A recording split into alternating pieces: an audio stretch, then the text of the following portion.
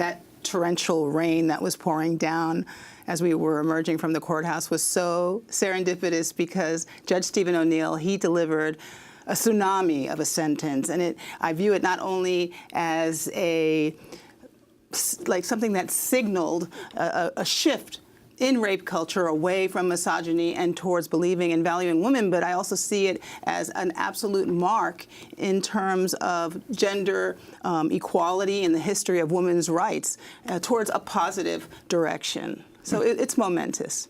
And given how long this battle has gone on, did you ever expect that it would get to this particular point now? Oh, absolutely not. I was certain that Bill Cosby would die a free man. And I want to say that I'm an Afro-Cuban immigrant, and I love my birth island of Cuba, but I take really seriously my naturalized American citizenship. I don't take it for granted. But this democracy we call the United States is, at the helm of it, we have this white male hetero patriarchy that has sustained itself for generations, for hundreds of years, by oppressing women, by rape, by dominating people of color and LGBT communities.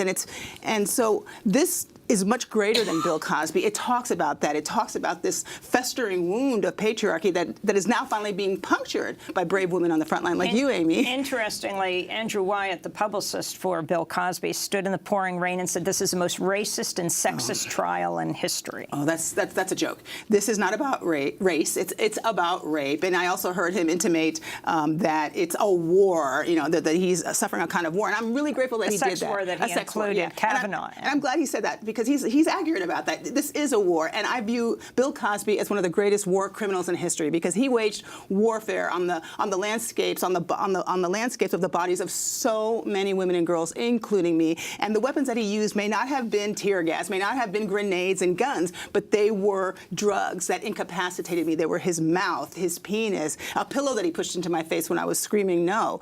So yeah, he's a war criminal. This is a war. And could you talk about your experiences in terms of his trying to present himself as a father figure or as a mentor toward you? Right. Yes, he's duplicitous. I mean, this is what patriarchy uses, right? They use duplicity in order to oppress, and he is a great oppressor. I view him as not only a war criminal, but as a slaver because he incapacitated me.